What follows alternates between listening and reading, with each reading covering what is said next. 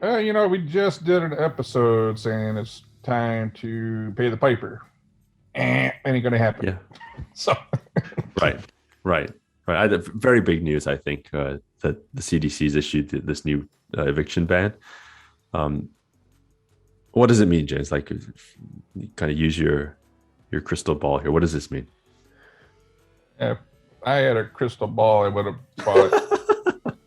I would have bought Bitcoin when it was like Yeah. half a cent or something. Yeah. But hey, it's scary because we don't know where this is going, and you and I've gotten conversations on some other episodes and whatever, and on the phone, that I think a lot of people were focused on the unemployment was keeping people out of the job market, and the Right. extra federal boost was keeping people out of the job market, and the stimulus was helping people.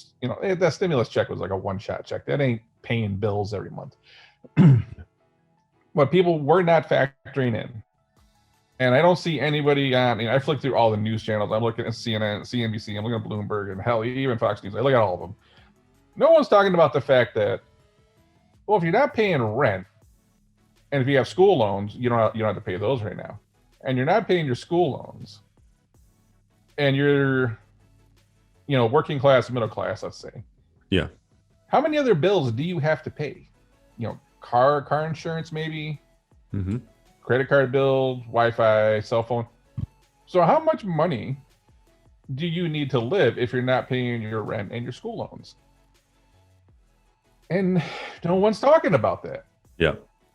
And it's not just the fact that people were getting this unemployment money. It's just you could get by on a very low amount of money when you're not paying your rent or your mortgage, or if you just stop paying your school loans. Mm-hmm. No one's talking about that. Now, when you combined all that, when you were getting the fat unemployment checks, and then you weren't paying your rent with that money or your school loans, yeah, you got a lot of money. Especially if that sum of money was more than you were making before. So I think this is a bigger deal because this might be the real thing that's holding people back from going back to work, not the unemployment money, the extra unemployment money. You got to think some people are getting, who knows, $3,000, $3,500 a month in unemployment, Mm-hmm. but then not paying their rent with it. So that would be the equivalent of I'm not paying my $800 rent. So now I'm getting like 4,000 something a month equivalent because I'm not paying rent. Can't imagine being like having $3,500 a month cash and only having like a car payment, car insurance, and your cell phone bill. Yeah. And life's not bad. Yeah. But nobody's talking about that right now. And I think what you're seeing with supply chain issues isn't just we're not manufacturing or shipping enough stuff. It's that we're buying so much shit because people have so much money right now that we are consuming everything. Cars sold out, can't buy this, housing prices up, clothes, food, like everything's just crazy right now. Because you take that, let's just call it $1,500. Let's say rent's 1,000 and your school loans are 1,500. I'm sure there's much less for some people, or they might not even have school loans. Probably much more for others. Mm-hmm. Let's just say on average, it's an extra $1,500 a month. People were not spending in the last 12 plus months. They weren't paying their rent or their school loans. Yep. Where was that money going, Kane? Yeah. Yeah. So it's a good question. We just did a Robinhood episode. It was going into GameStop. It's going into Bitcoin. It was going into online shopping. It was going everywhere, but towards the fucking rent. And now we have this issue because I think maybe a lot of people were sitting around thinking that, well, I'm not going to pay rent and see what happens. Maybe they're going to end up forgiving rent. Maybe there's going to be something the government's going to do to just forgive all rent, or they're going to do something for the landlords. And the problem is that has built up to be such a chunk of money now over 12, 18 months that if they don't forgive it and you're sitting there like, I'm on a hook for $18,000. Right. And then it's like, fuck. And then you just dug a hole. You dug a hole with the backhoe, right? Not even a shovel. You dug a hole so deep you're not getting out of this one. So this is where I feel like we're kind of in a nightmare right now. On the mortgage side, it sounds like you're going to be able to just kind of whatever you didn't pay is going to get tacked on to your loan, and they might stretch it out to 40 years. That's a whole other issue, and that's definitely going to screw people up from a financial standpoint. But they're not going to lose their homes, and they're going to go about their life. Yeah. School loans, they'll figure that out. Not a big deal. If you're renting, this is a problem. So I guess what I for businesses, okay, when the government did the PPP loans, if you wanted to take that money, they basically said you had to spend it on payroll, benefits, or rent, right? There's very particular thing you had to spend that money on for the government to give you that money. And if you didn't, you're going to pay that shit back. Why didn't we do that with the rent? You know, instead of giving people a shit ton of unemployment, why don't you just say this? We're going to give you this money, but it's got to go to your landlord. We're going to give you this money, but it's got to go to your mortgage payment. Why didn't we do that? We did. What happens when you just cut people checks and say, go make smart decisions? Yeah. I mean, I've got a couple charts here to show you. I think it, and they speak to your point about kind of where the money is going if it's not getting spent on things like rent. But personal savings rates are up. We're up in 2020. Oops. Let me. What was the other one here? Household savings rates from a historical perspective. I mean, that's a massive spike, right? And that's not natural. So that's obviously all the stuff that happened in 2020. Two things happened there. The people that were kind of smart with their money who didn't lose their, I mean, let's face it, most people kept working. You know, there were certain industries that were hit very hard, but most people kept working because if people didn't work, the world would have fell apart. You'd have no food, you'd have no medical, you'd have no electricity, we would be fucked. So most people kept working, and then a bunch of them still got stimulus money. Yes. And then they weren't traveling and they weren't doing shit. So that spike right there is everyone that got a stimulus check who really didn't need it. Everyone that's like retired, they already lived on a fixed income. They weren't working anyways, but they still got stimulus. Like my grandfather got a stimulus check, but his situation didn't change during COVID. But he still got a couple booster checks. You know, where'd that go? In the bank. So now you see that spike there. What about everybody else though? So there's a certain, portion of households that, save money. They didn't travel as much. They weren't spending as much money. They're getting stimulus. They're doing this. Savings went up. And then there's a whole other subset of people that were getting unemployment and stimulus. But now we're talking about millions of people being homeless because of backed rent. So if you were getting unemployment, why wasn't rent paid? And tell me you weren't getting unemployment and you lost your job. I get it. But it seems like everybody was getting paid in the last 12 or 18 months, right? So where did the rent money go? And it's like, all we're doing is we don't rip the Band-Aid off. Yeah. We can't keep screwing over landlords. We can't keep telling people you don't have to pay your rent. You don't got to go back to work. Someone's going to pay for this shit. And that's a whole other issue, right? Or we're going to keep printing money. And that doesn't seem to ever end well. Yeah, I'm with you there. I when you read a sentence like this, which is more than 11 million Americans are behind on their rent. Holy shit. But I mean, you make a great point, which is if everybody had, been receiving money or there was opportunity to get assistance, and the idea of being that behind on rent, it's hard to imagine where that money's gone. I get it. Some people, their kids couldn't go to school, so they couldn't Definitely. work. Yeah, definitely. So they had to be home to homeschool their kids, but then you were probably getting unemployment then, right? Right. But maybe it just wasn't enough to take care of. Maybe you were making 60 grand a year and then unemployment was 30. Okay, I get it. Then maybe that wasn't enough to stay home and take care of the kids and pay rent. I get that. But I got a family member that, again, the people above him aren't paying rent. They're not working, but there's a new Jeep outside. And I think that's part of the bigger issue right now is there's people that really need the help. And then there's a lot of people that got all their money but didn't spend the money on the shit they needed to. And that's where I don't understand that if you weren't getting the unemployment and the booster unemployment, and that was in many cases that was more money than you were making before. Right. But if it was at least kind of equivalent, and you didn't pay your rent, maybe we only have 3 million people that are in trouble for eviction right now instead of 11 million. Well, at least that's a much smaller problem to fix. But was the American taxpayer on the hook for all this unemployment money that should have been spent on rent, for example, that didn't get spent there, and now someone else is going to get stuck paying for it? But extending it, we only want to make this headache worse instead of ripping the Band-Aid off and saying we need to deal with this. Right. There are headlines as well now that rents are going up, right? Like that as people are having to go back and find housing in cities or whatever, the rents are going up. And I mean, when you hear that, James, what do you think of? I mean, for me, at least, it's, well, what did we expect, right? Like these building owners or these kind of homeowners that they haven't been getting their payments for a year, 18 months. It's common sense to me. The problem is, people hate landlords. Yeah. And you hate landlords until you become a landlord. Now, there's a lot of shitty landlords. We know that. But when I was a teenager, I worked at an apartment building, cutting the grass and doing shit.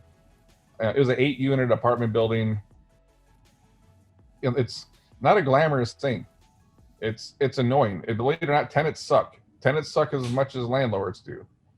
They'll destroy the entire apartment and then disappear. And then you got a $250 security deposit, and there's piss and shit on the carpet. There's holes in the walls. There's engine parts in the bathtub scratched up, oil. They steal the appliances, and then these people just disappear.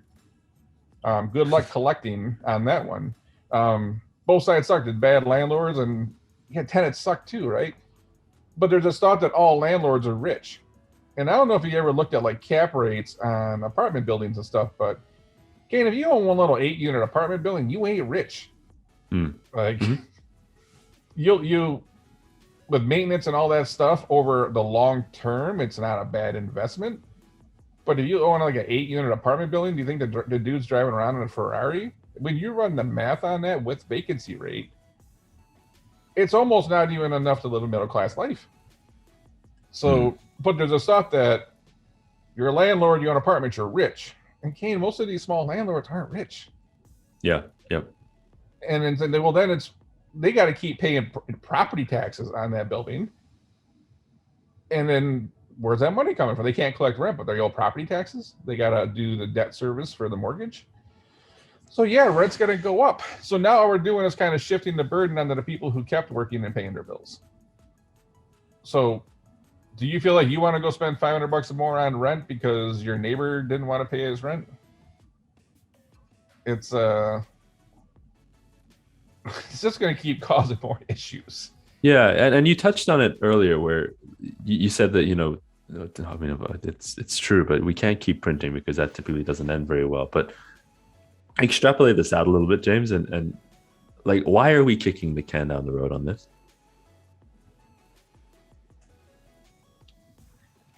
That I don't know. I mean, there's definitely a lot of push to go socialism route these days, and redistributing wealth.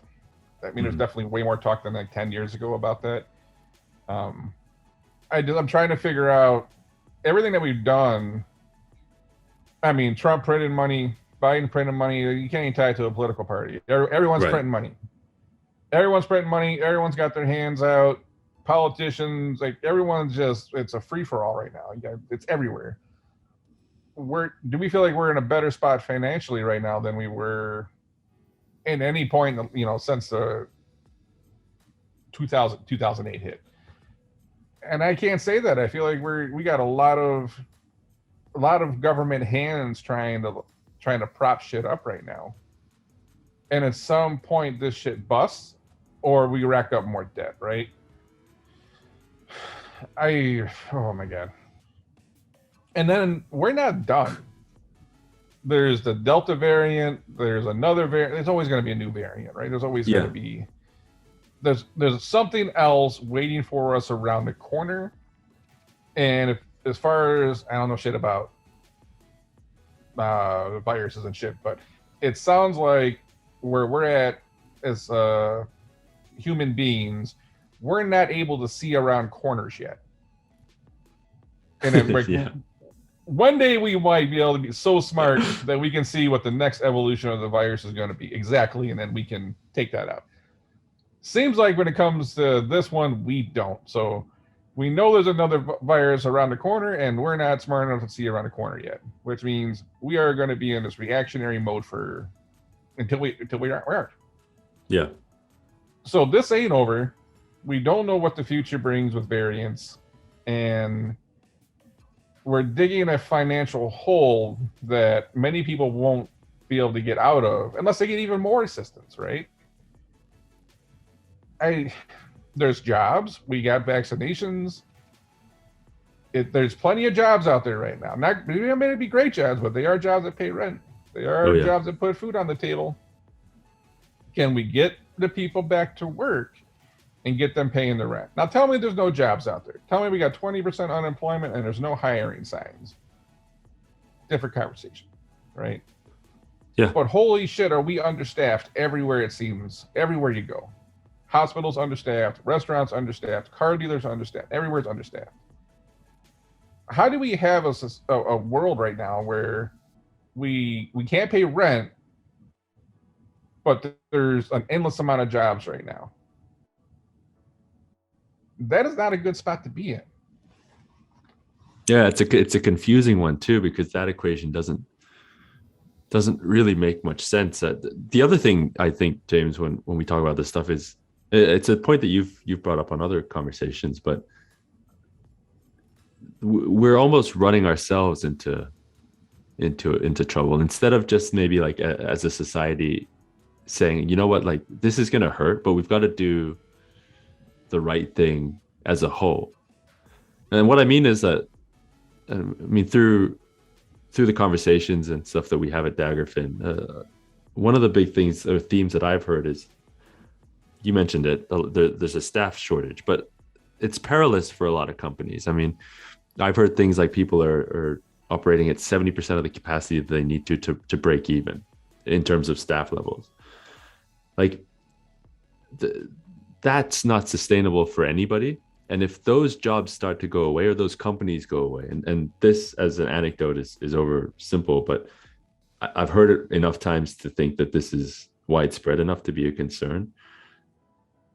If we run those companies out of business, if we ever get out of this mess, there won't be jobs to go back to. And then what happens, right? Does this really go on forever in terms of we'll have to prop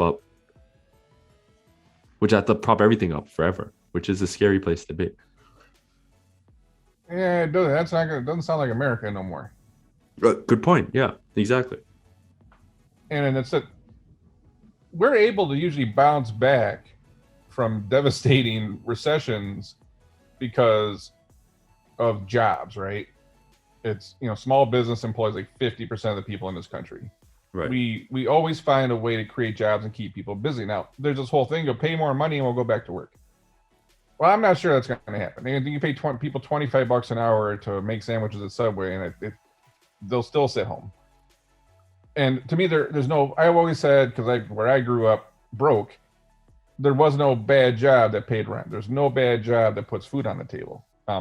Give me the option of making 12-inch subs at Subway all day or starving. I'm making 12-inch subs, right? Like, I like to eat. Sorry, staying alive's cool. Struggling's not cool to me. Right. But if we end up killing all those jobs, even they might be terrible jobs, it's still better than not having a job. Imagine having 20% unemployment because we ran all the small businesses out. That is what allows us to bounce back. And I don't think everyone, we just did a thing where like 1 in 153 people work for Amazon in this country. Do Yeah. you want to live in a world where your only fucking option is to go work for Amazon? Like, I'd rather roll burritos at fucking Chipotle Grill than maybe do that. I don't know. And that's where we're going to kill small business because they don't have the staff, and that's it. You're go work at Amazon, dude. That's your option now. Yeah, that doesn't sound like a lot of fun, but I was a little ways away from the house not too long ago, and there's the very popular restaurant that I know was open 7 days a week, and now they're closed Sunday and Monday. I'm like, what are you talking about? This place is busy 7 days a week. Yeah. Look on their website, and it's like, we got no staff. Like, so we're closed Sunday and Monday, and it's like, if you come here Tuesday to Saturday, it's going to be extremely slow. Sometimes we only have one server for the entire restaurant. So our doors will be open to our patrons, and we will be doing the best we can. But if you come here, just know this. And I'm like, how in the hell do you run a whole restaurant with like one server?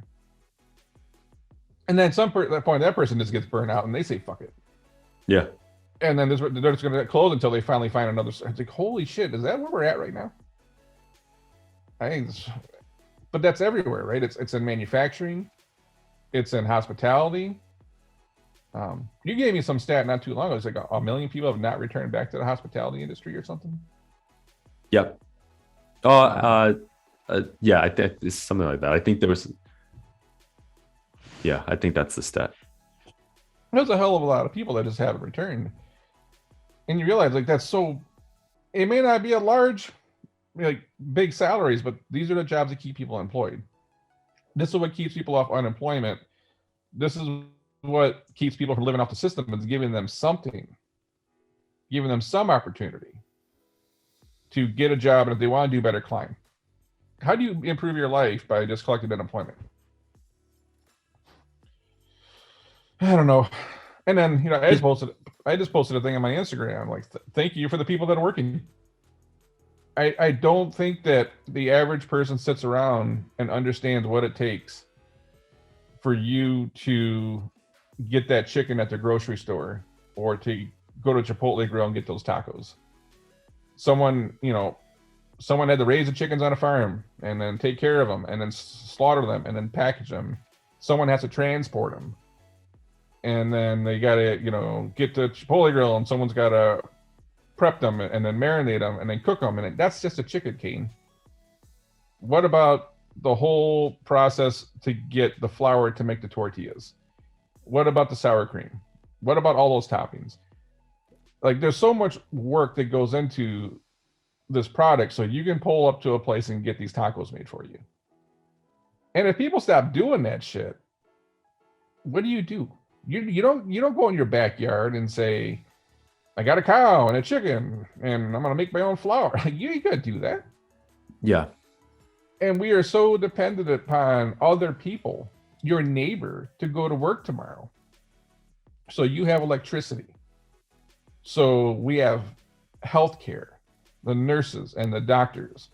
When you get T-boned by some idiot and you're stuck in a car, for the EMS people to come save your ass when your house is on fire.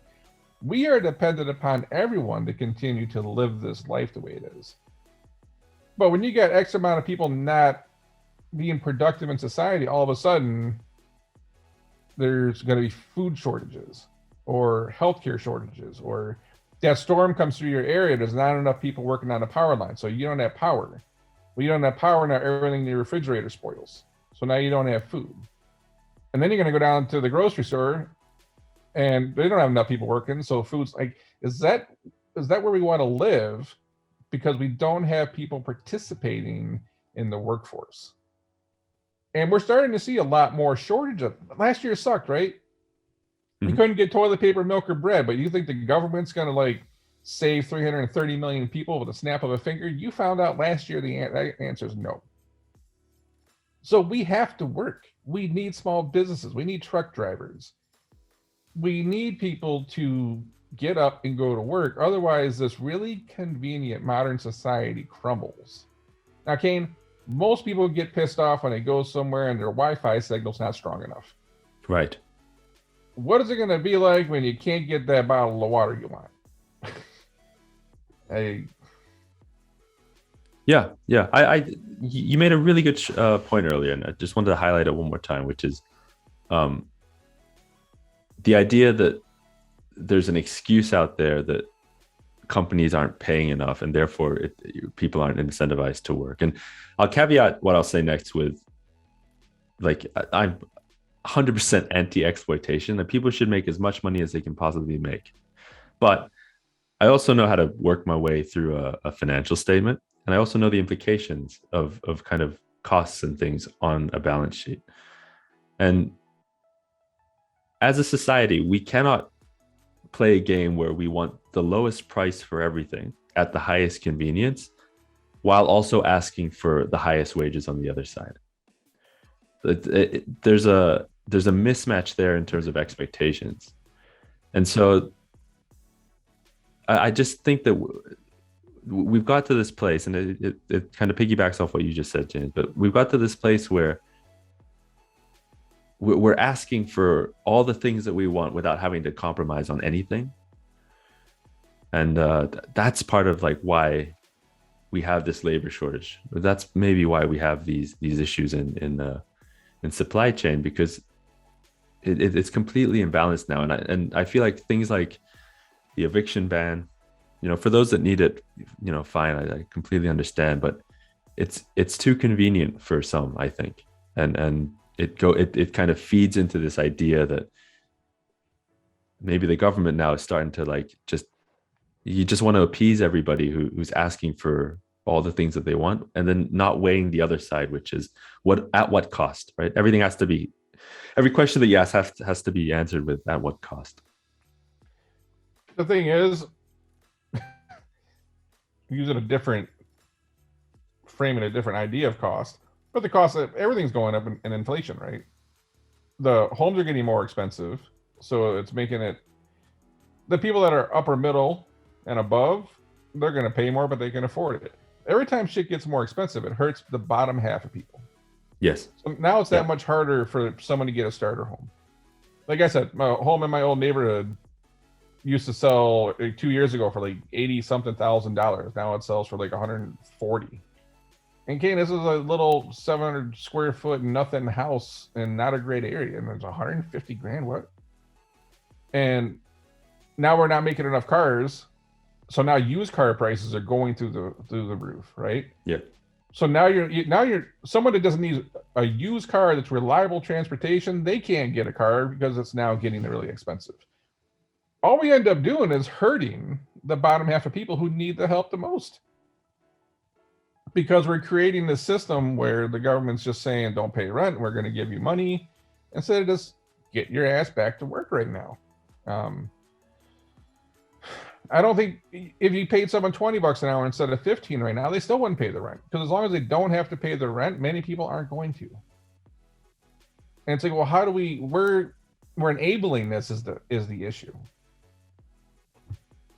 Ken, if you had to pay your rent, you take your ass back to work.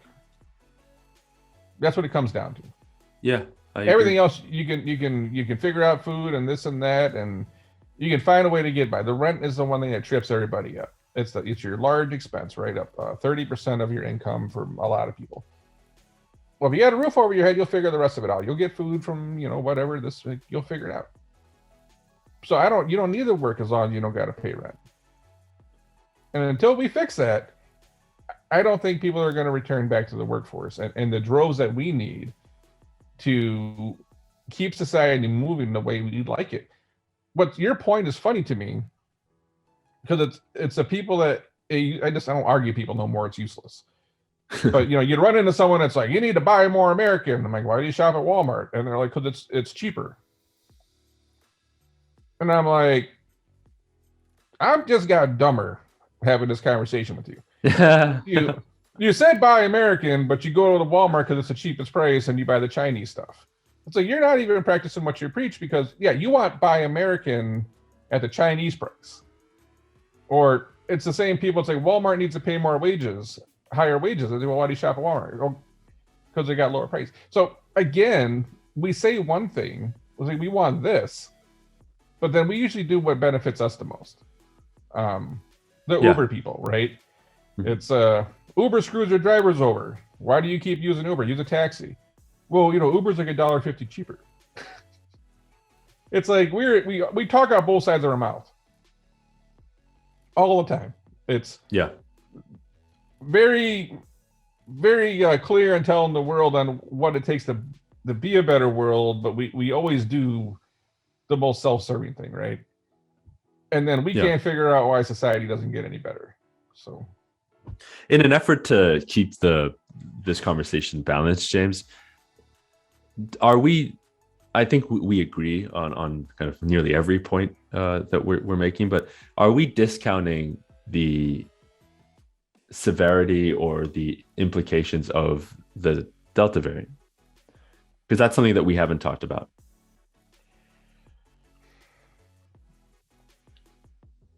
The thing is, this was going on even when the Delta variant wasn't really popping up. Right. There was a point where cases started to get pretty low in the country. I guess my other issue is I see a hell of a lot of people traveling. I see a hell of a lot of people at the bars. The bars are packed. The restaurants are busy. People are going back to gyms. Why are we not afraid to catch COVID when we're going to Florida or the bar or the gym or Lollapalooza that just had 100,000 people for 4 days straight? Why are we not afraid of COVID then? But we're afraid to get COVID at work. That's a very good point. Strong point. And it's one of those things that we need to take care of the people that do need the help. There's people struggling, without a doubt. We need to help them. Mm-hmm. But it also does seem like there's a tremendous amount of people that are taking advantage of the system at the same time. The problem is there's no way to make a distinction between the two. And I think, as society, we should help our neighbor that's in need, right? Yeah. That should be a foundation of any good person. The problem is it gets muddled really fast with people that abuse the system. And I think what we found out right now is, even from a UBI conversation, this is what UBI might look like. And it doesn't look real good. What I learned even during the Clinton years was when unemployment was dropping and people were making good money in tech and there's a lot of new jobs coming into the market. When everybody's working, the world's better. And I think, do you feel like the world's in a better spot now than it was, pre-COVID? Oh, definitely not. We were short-staffed a little bit pre-COVID, right? But people were working, people were saving, people were getting more money, and a lot of shit going on that the world and society needs to work on and fix. But from an employment side, things were kind of trending in the right direction. Why do we have such a massive shortage of workers now? And who's got an answer to that? Because as far as I can tell, I was just out. I'm one of the few people that still have a mask on. Very, very, very, very few people have masks on anymore. So I'm trying to, where's this gap between I'm worried about getting COVID and I'm kind of staying home and I'm staying away from people and I'm not going to go to work right now. Yeah. Versus everyone you see out that's at the bars, that's traveling, that's at the gym, that's walking around with no mask and going to concerts and fucking living life and going to the beach is packed. I kind of see there's a delta here. Mm-hmm. Are we afraid to get the? No, I say delta, and it's like the delta. No pun intended. Yeah. No pun intended. Oh shit! I just caught myself on that. But there's definitely a gap between are we afraid to catch the Delta variant and but I'm at the bar for 2 hours with obviously no mask on, having drinks, and man, we just need to get our ass back to work, and we're gonna deal with shit as it goes. Yeah, I'm with you there. This is such a big conversation, and I feel like it's one that we could talk for hours on.